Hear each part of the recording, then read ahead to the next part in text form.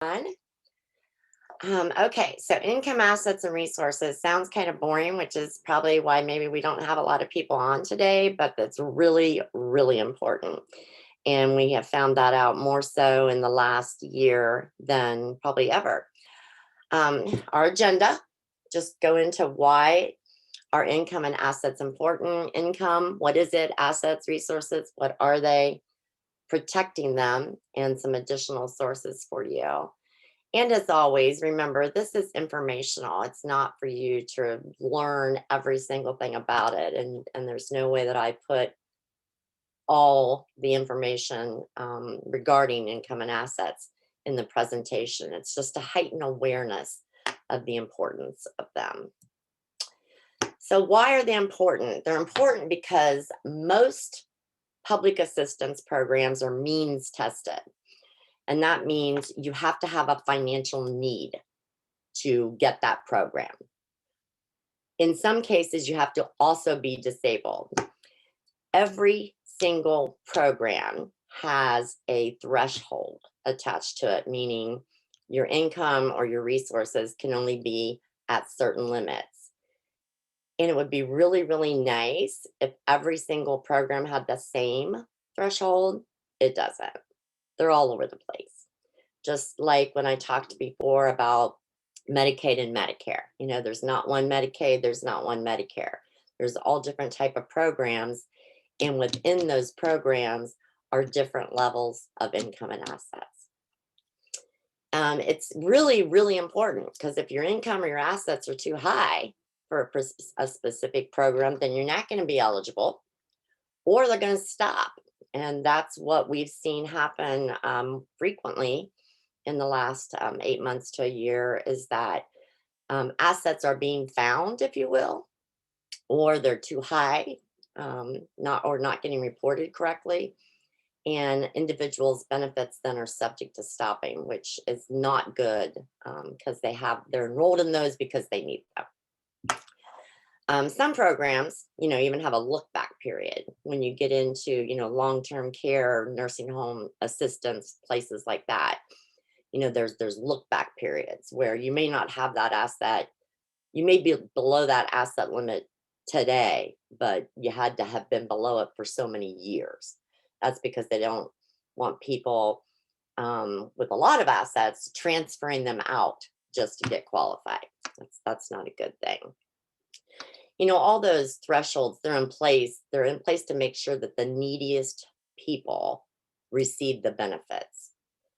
But we have found out that having those limits really low also inhibits people's ability to save money or to become financially independent. So it's kind of a catch-22. So what's income? This it can be tricky. Income is usually into two different categories: earned and unearned. And it always, always begins with gross income. And I get this question all the time. What does that mean? It's your total income before taxes, before any deductions, before any reductions from qualified work incentives or those types of things. So it always starts with your total gross income and unearned income. And as I said, virtually every single public assistance program has a different income threshold. Again, there's multiple Medicaid, Medicare programs. You've got Social Security, Supplemental Security Income, SNAP, TANF. Those are just like 4 of the multitude of assistance programs that are out there. So I just wanted to give you some examples, and I will tell you that on the last chart, I give you some additional sources that you can go to. These examples are they're minimal. There's all types of earned income and unearned income, but there was no way I wanted to put all that on here. This is just your general. So earned income is, it's wages and tips from employment, paid employment, like me. It's the wages I earn. Or net earnings from self-employment. And notice I said net, not gross. That's different. Pensions or annuity is earned income. Some types of royalties, honoraria. And an example of honoraria is, and this just comes to mind recently, often a pastor, when performing a funeral service, will not charge a fee, but the family will give the pastor, some money out of respect. That's honoraria. And then payments from sheltered workshops. We had a situation last week where one of our served individuals had returned to work at a workshop, but the management didn't think that the small amount of money they were making counted as income and didn't tell anyone. So that caused a problem with the unemployment. Unearned income, Social Security benefits, workman's comp, unemployment, short, long-term disability, interest, dividends. This gets cash from friends or relatives. If someone gives you money to help you with something or to allow an individual to buy something, that's unearned income. And then you have, in this in-kind income. In-kind income is when you get something for free. So a good example of this would be if you are over age 18 or an individual is over age 18 and they live with someone else who pays the rent, the utilities, the food, they don't contribute to that household expense. That's in-kind income, and that counts. Deemed income. An example of deemed income would be a child under age 18. Parents are applying for supplemental security income for them. Well, a portion of the parent's income is deemed to that child to determine whether they are eligible to receive SSI or not. And then this is a big one, economic impact payments. That's your stimulus. I've had a bazillion calls in the last year about, does stimulus count? It does. It counts as income. But there are some caveats to that too for the pandemic, where it's not being counted for a certain period of time or so and so. I won't get into all of that though. Okay, some examples of what is not income. Again, if I put everything in here that you will find in the Ohio Administrative Law, it would fill up multiple charts. So I just wanted to put general things just to give you some type of an idea of what might not be counted as income. For example, food stamps, income tax refunds, home energy, that's like HIP or HEAP and PIP, assistance based on or need funded by, a state, local government, or Indian tribe. And there's a lot of different types of benefits given to ethnic groups that is not income, but is out there for their benefit to help them. Interest, dividends, grants, scholarships, all or some portion of child support may not be counted as income. Loans that you have to repay. So mom gives you $200, but you have to pay mom back. That's not income. But mom gives you $200 and you don't have to pay it back. That's in kind. That's income. Money that someone else spends to pay for your expenses other than food and shelter. That's if someone's paying your telephone or your medical bill. And then refundable federal and advanced tax credits after a certain period.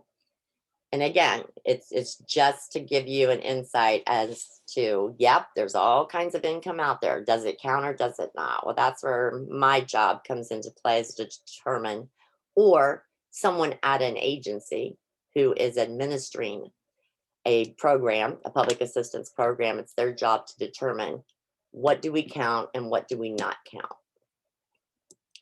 And this is the fun one, assets and resources. This has really created some frustration and havoc.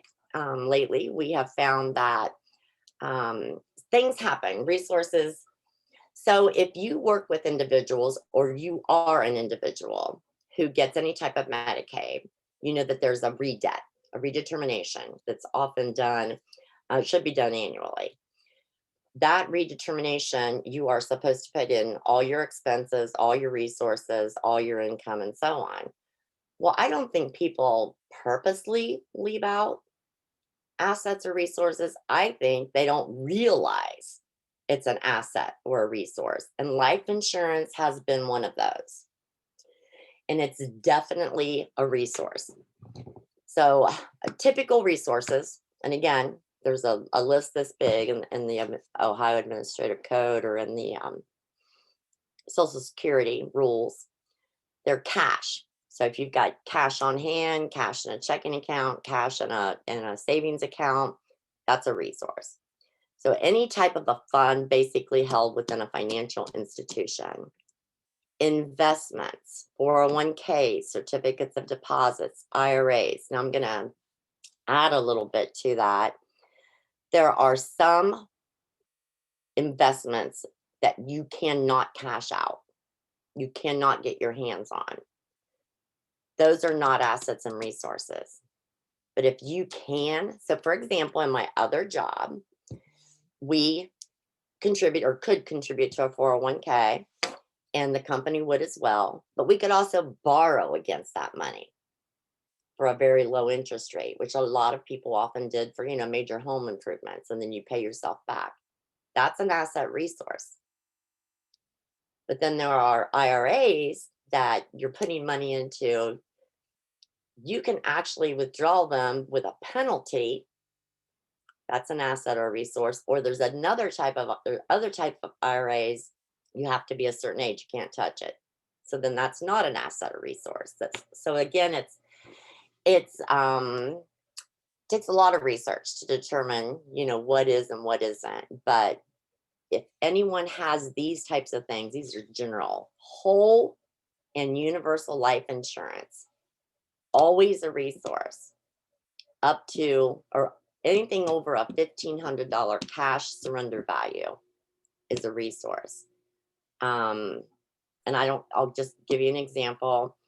Working with an individual that we serve, and we were applying for Medicaid buy-in for workers with disabilities for this person who was already enrolled in a Medicaid waiver service.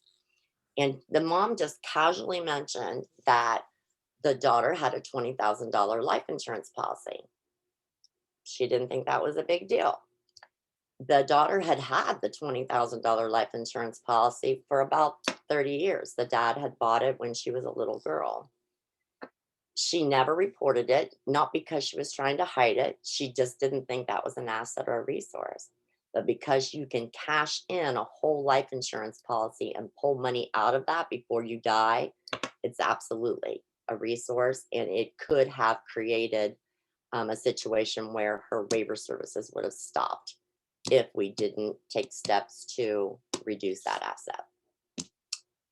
Okay, personal property, real property that an individual or a spouse has ownership or interest in. I, do benefits analysis for people with all types of disability across the state. And I have a couple of individuals who are in groups, family groups that own rental properties. So a portion of that money that individual who's disabled gets from those rental properties is an asset or a resource or income. It depends. Collections, those are things like something that you could sell and get money from. Stamp collections, baseball card collections, beanie babies, antiques. That's a high market area. But people don't think of that. They don't think that those things are actually resources, but they are. And certain trusts are resources, specifically revocable trust. And that's a trust, without getting into all the detail, where you can change that trust or end that trust. That means you can get that money out of there. So basically, up here, at the top, the resource limits for SSI and Medicaid. It's $2,000 for an individual, $3,000 for a couple. Anytime an individual or a couple's resources is over those amount on the first day of any month, any benefit they have that is subject to a resource limit is also subject to stopping. So it's very important to know that and to know what to do. And I'll get to that. Some resources that may be excluded, and that is the home that you live in and you own, one vehicle. So I'll give you an example of this. If you have a couple and one individual, one of the spouses is disabled and applying for waiver services, and a lot goes into play for this, and they have multiple vehicles, one vehicle is excluded as a resource. The other vehicles are not. So that's where you need to change, make sure vehicles are not in that individual's name. Property used in business. So that would be like if I owned my own business, it would be my computer, my laptop, anything, any machine, or office rent or those type of things. Not rent, I'm sorry. That I can sell them and I can make money, but I'm using it for business, so it's excluded. Funds in a stable account, and I'll obviously get to that because that's one of my favorite things. Certain trusts, like qualified income trust, you may have heard of those, QITs or Miller trusts, those are excluded. They have specific parameters and rules in which the money in those cannot be counted. A pooled trust, many people I talk to a lot of people about how to protect their money. And a pooled trust is a trust where when an individual passes, and that trust is typically ran by a religious or charitable organization. So when that individual passes, the money within that trust is then dispersed within charitable organizations or within the religious organization. So that money is excluded as well. And then, as I stated before, up to $1,500 in burial funds.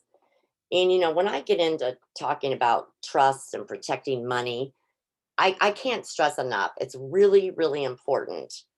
I have a lot of people call me, and I'm not an attorney. I know enough to be dangerous, but a person really needs to obtain the services of an estate attorney who's well educated, well versed in how to set a trust up, and specifically the rules associated with people who have impairments. If a trust is set up and not worded correctly, it could really mess up assets when a person passes on. So, how can resources be protected? Able stable savings account. I am not going to go into detail because I believe I gave a presentation this already that's in the virtual community.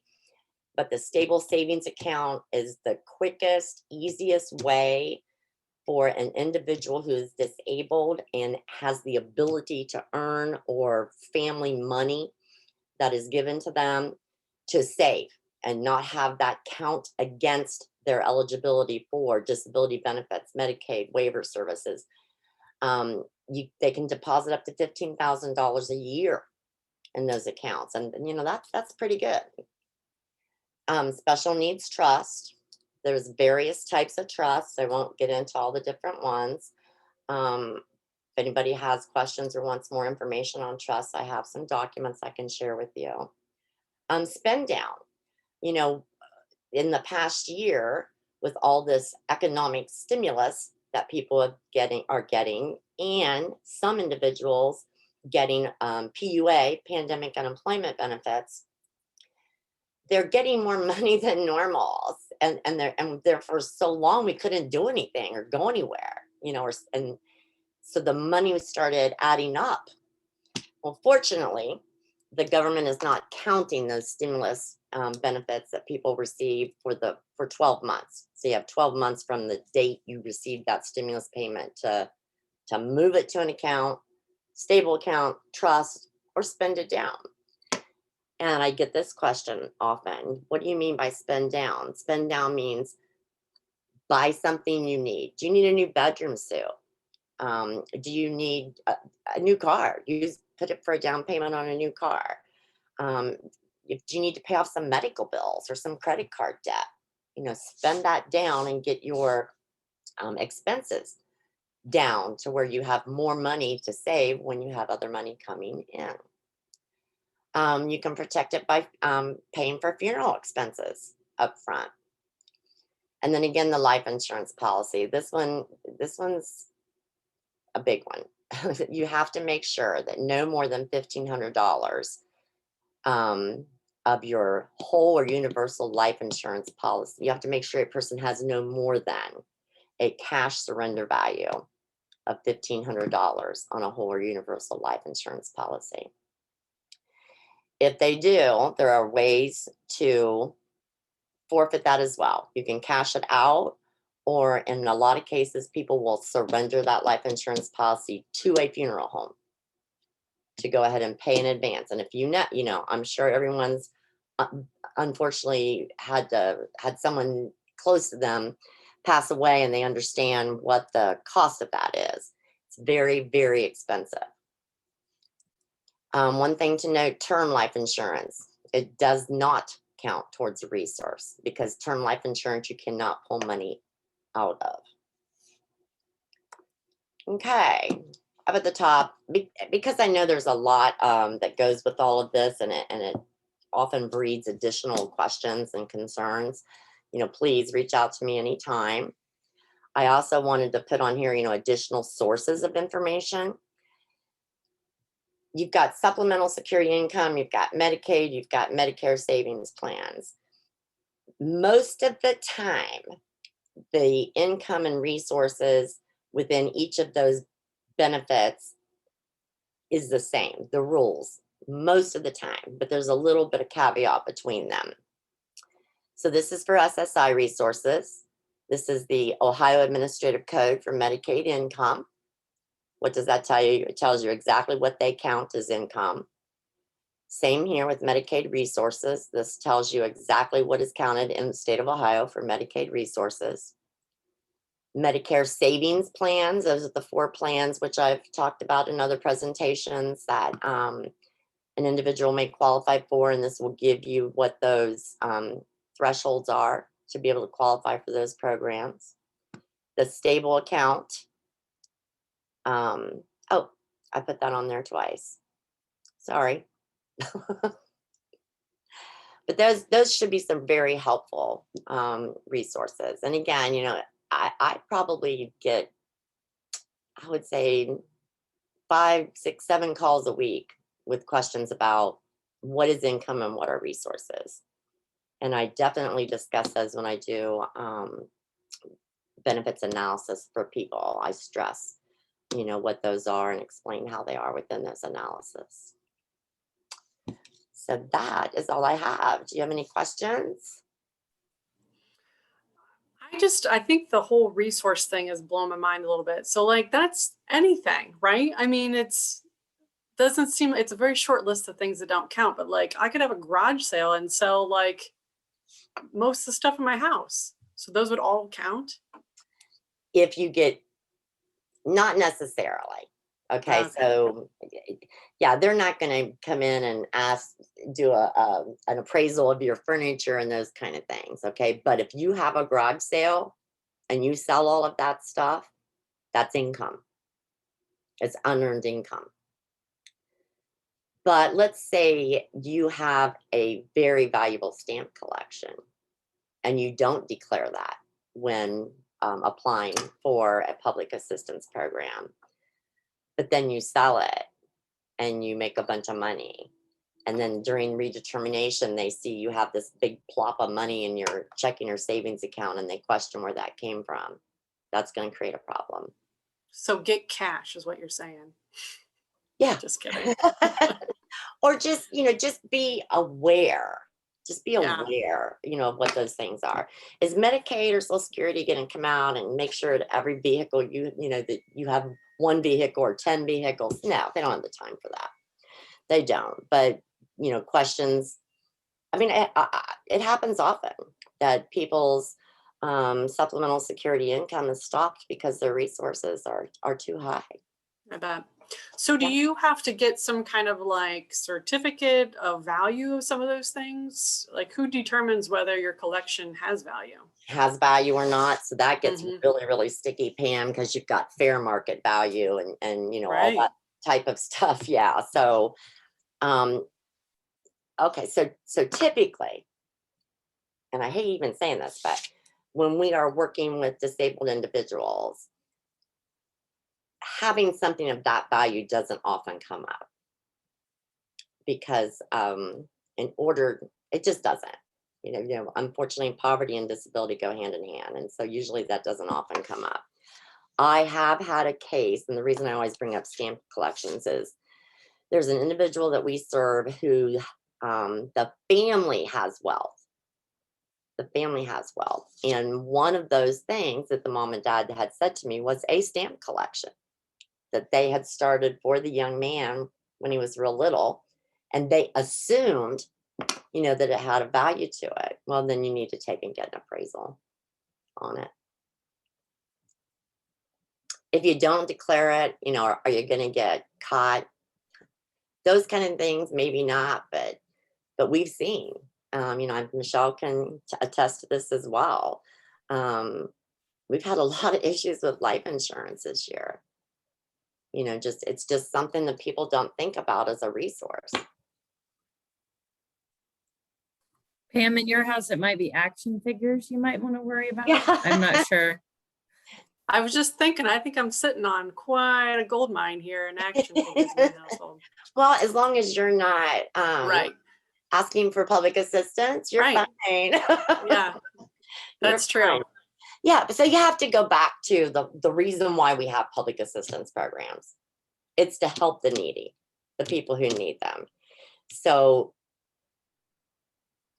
if you don't need a public assistance program, you shouldn't be applying for it because you're taking money from someone who needs it. But don't you see like how complicated it is that creates such a fear on like, I'm going to keep myself at this level just because the navigation of these waters is so crazy. So Yes, absolutely. why would to have things or to grow outside of that, it creates such a fear. It does create a big fear. And I think part of what has changed that since 2016 is the stable account. Because and the reason, and I've said this before, so if I'm repeating and you've heard, I'm sorry. But the reason that whole program, Able Stable, came about was because families were like, oh my gosh, we're trying to educate and train and mainstream our disabled children, but yet they can't have any money. That's like an oxymoron. So now you have the stable account that you can do. I've only had a few people that don't like the stable account or trust because we have Medicaid state recovery in the state of Ohio, which means that getting off into another thing, but it in general means that anyone who receives Medicaid services when they pass the state of Ohio Medicaid is allowed by law to come in and recoup a portion or all of what they spent on that person throughout their lifetime.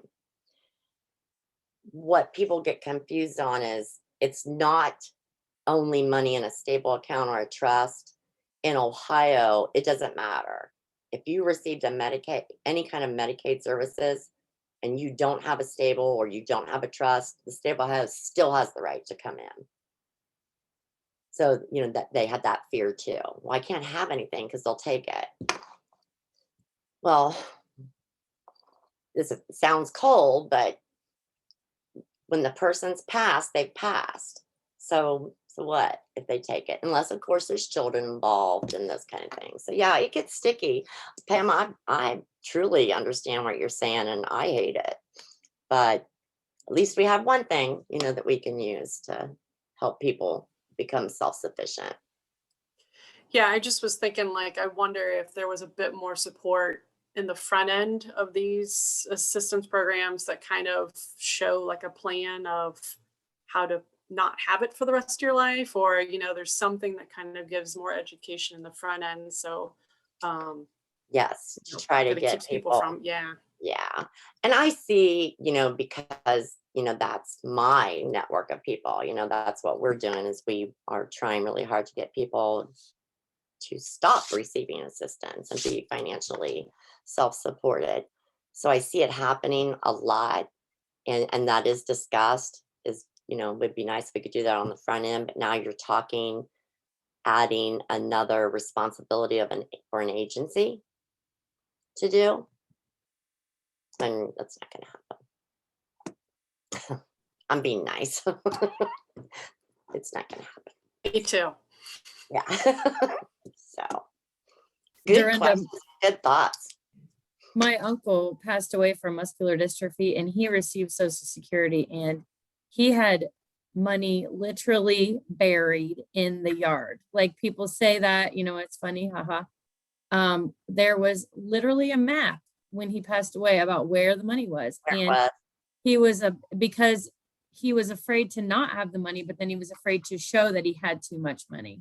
And he had a very extensive book collection. And when we cleaned through and, we split up some, I brought some home that he had and my sister, and, we split them up among family. There was money in every single book and no one knew it. Like Chris knew money, like in every book. And it was only $1. It was $1 in every book, except if you use it as a placeholder. So then it ended up being thousands and thousands of dollars, which we were surprised, but it was because he was afraid to show that he had any kind of money put back. Yeah. So I'll give you, I ran into this a couple weeks ago. One of our individuals passed away, and that individual lived with providers, and they had a stable account with a decent amount of money in it, and a checking account with a decent amount of money in their bag of money that they had in their bedroom. So the providers, the brother of the man who passed, they came in, they had the funeral. The brother paid for the funeral, because one way that would have been able to protect that money from going to Medicaid was to pay for the funeral out of the stable account. But he paid for it out of his pocket. So I had to make a bunch of phone calls, and I even called a disability attorney. And what they said, the bottom line was, get the money out of stable, push it back into his account, close that. And the providers were also, their names were on these accounts too. Close out the checking savings account, hand the brother all the money, and explain to them that Stable, and Stable told me this directly too, Stable does not notify Medicaid when a person passes away. They rely on the family to do it. So it was his responsibility to notify Medicaid. My brother passed away, and then they would send some documents and he would have to list resources and stuff. Well, the brother didn't want to notify Medicaid, and he said not because he didn't want them to get the money, he just didn't want to deal with the paperwork. So now we have another dilemma, what to do. Well, the providers went ahead then and notified that's Medicaid. So then what I told the brother was, so here's the thing, you're getting this lump sum of money. It is subject to Medicaid estate recovery. They're probably not going to come in and try to recover $7,000. They're looking for the bigger money. But in the future, if something happens and you're contacted and you spent that money, you have to pay it back. And that was the bottom line. So you do whatever you want with it, but you could be subject to having to pay it back. So yeah, it gets really, really tricky. Hey, Dorinda, it's Melissa. I have a question, because we deal with people with, Metro and stuff, and we get gigged a lot of times for the stable accounts. And Mhm. we don't count those against the person. They just want to know they have one. That's fine. Yeah, same way with, a lot of times we get gigged and we know someone, we find out they have a trust and we never knew. Yeah, You know, absolutely. Absolutely. So by law, I'm sorry. I said by law, housing, Medicaid, Social Security, they have to know about those accounts. You are supposed to declare those, whether whether they count or not. Yes, we, have to go back and redo the paperwork lots of times or submit those documents, along with, employment when we don't know if they're working or not working, those type of things. We find out things like you do, kind of like, oh, we didn't know that. But is it the purpose of the stable account? Isn't that like to pay for funerals or to maybe put a down payment on a house? They can't take that money out. No, when a person, as long as the individual who owns the account is still alive, nobody can touch that money but them or their authorized rep. Money in the stable account can be used for any qualified disability expense. Now, when I say that, at QDE, that's wide open. So that's basically anything that improves the quality of life of that individual. So yeah, down payment on a house, down payment on a car, rent, utilities, modifications to a house, a meal, a vacation. Yes, absolutely. Those things can be, that's what that money's for, is to spend it on. Well, 'cause Or they can save sometimes, it. yeah, sometimes I think our individuals think once that money goes in there, they can never take it out. No, not true. Yeah, and they can for a lot of, like I said, vacation, things like that. They can use it for different things that would make their life a lot nicer or something they're working towards or something like Oh, that. absolutely. And there's the option with the stable account to get a debit card. So you can, and that debit card is used and accepted like any other debit card. So honestly, the money in the stable account can be spent on anything, anything. Stable is not monitoring the expense through the year. At the end of the year, when they're putting the 1099s together, if an expense doesn't appear that it was a qualified disability expense, it will be taxed. And it'll come to that person on a 1099 as income. But that very rarely happens. Good questions on good comments. Yeah, I push stable as much as I possibly can. I think it is the best, safest way for individuals with impairments of any type and before age 26 to save money. Yeah, I think it's great too. I thought when they first started it though, it was only used for certain things you could take it out. It's nice that they made it more broad now. It's always been broad. It's always been broad. Yeah. Okay. No, I've been involved with it since its inception in 2016. Okay. And the definition has always been the same. Then maybe it was just the family telling the person they can only use it for certain things. Well, that, and I've been in a couple of other like places where other people are making presentations about it, and they may not have communicated it correctly.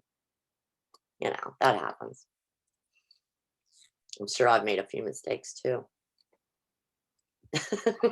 Oh, yeah. Brenda, Yeah. so I was wondering, so this is kind of like goes along the life insurance and then also kind of into that metro piece. So for those that maybe have like renters insurance, homeowners insurance, if they own their home, again, it's kind of maybe few and far between.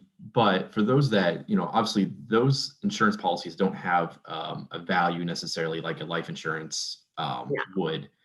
But if somebody, let's say they get stuff stolen, they something damaged, those kind of things, they get a lump sum payment for those items, whether it's furniture, whatever it is that they lost. How is that looked at by Medicaid and Social Security? And then what is, the person's responsibility then at that point in time to report such a kind of lump sum payment? Good question. It's unearned income. So it has to be reported as unearned income. And then there are rules associated with different types of lump sum payments like that, where you have X amount of months to spend that down or protect it. So yeah, it's income, unearned Correct. income. Even though they've lost, if it's say they had a home insurance and a home burnt down, and now they've lost a house, unfortunate, Mhm. but they're getting compensated for the loss of that house. That's a good question, David. That answer it for you? Yeah, absolutely. Okay, cool. Keep them coming. Well, I have another question for you. Since I deal with the Metro stuff so much, we keep a list of all our Metro people who we have on Metro and all the things we do with them. Would that benefit you to have that list of who we have Metro for when you start filling out paperwork? The people? To know they have that asset as far as they have a voucher? Where that would it benefit me? Yes, it would benefit me if I'm doing a benefits analysis or I'm helping someone apply for Medicaid or supplemental security income. Yes, it would be good to know exactly what that is. So we have the new, and Michelle, I might need you to, and David, pipe in here, the new financial intake form within the agency. Is there a place on there for that, Michelle? For what piece? For if they have a voucher and they have, I housing. remember I don't think we put anything in regards to Metro on there. Okay. Wow, Melissa, I'm gonna have to put some thought into that one. Okay, but yeah, would that list help me? Sure, it would help me. Anytime, any financial information that belongs to the people we serve helps me when I am trying to support them. So that's a good question. But let me look into that further and see whether we need that or not. But I will forward on the list to you after this meeting. That way you'll at least have a copy of it. And we'll try to keep you updated on the people who do get pulled, because we got like 72 people on the waiting list. okay. Who get a voucher and who Yeah, wouldn't. it's hard. I know this, it's not hard to believe, but often when I'm asking individuals, hey, do you have government subsidized housing or do you get rent assistance or something? It's often they don't understand that they are or what I'm asking. So that's a good thing for me to know so that I can decipher how that plays in, to eligibility for different things. Okay, that's fine. Good. Like that. I was going to go on, but no.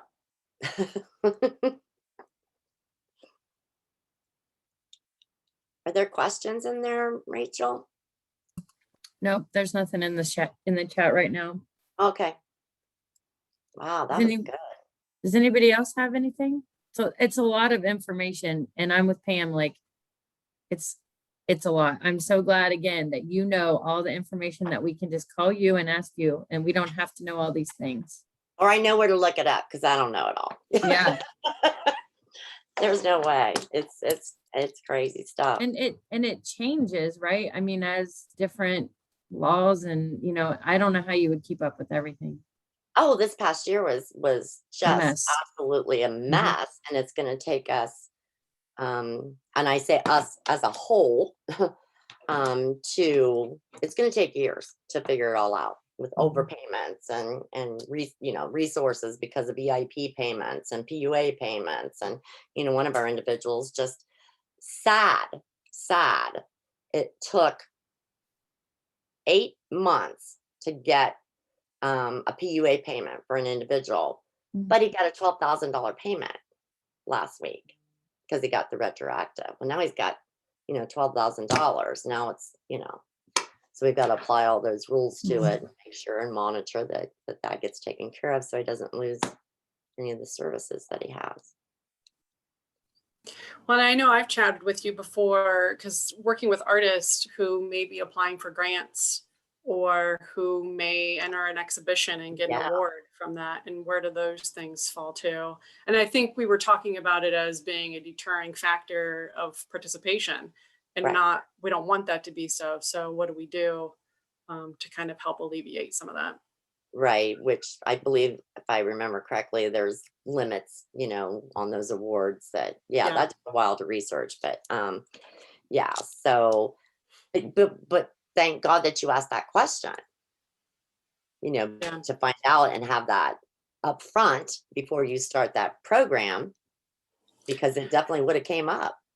Right. Well, and I think so. This is an existing state grant that's been, running forever. And I don't know that they've ever addressed that, but I know that the participation is rather low in comparison to the other grants for other artists. Mhm. And so we talked about that. How do we put some of this information together so it's educational and Right. inviting people to participate? True. Yeah. I will say that I believe, like, amongst the network of people in Ohio, even national, that I work with, I think there's a lot of financial symposiums, webinars, and those kind of things, but it's getting people to attend them. And then not always does the individual or the family that needs that information have that technology to be able to go out, nor do they think of, I mean, seriously, before I got into this job, I probably wouldn't have thought of some of this stuff. Oh my gosh, really? Well, it's understanding the language. Like you said, Oh, you ask questions and people are like, I don't know if I have that or not. Like, I don't or know. if I'm going to go to a symposium, I'm like, I might as well be in another language. Well, yesterday, one yesterday, but a couple days ago, an ISC had a family fill out that financial intake form, and they faxed it back into Brooklyn and the ISC and me, and because Brooklyn wasn't sure what to do with it. Well, I didn't need it, but I opened it and looked at it anyway, and immediately saw that the balance in the savings account was over $2,000. So then my question was, does that person have waiver services? Yes. Ooh, and we got a problem. And they probably weren't aware, or, sometimes we have individuals who've been receiving assistance for years and years and years, and they just don't remember what they were told when they first got that.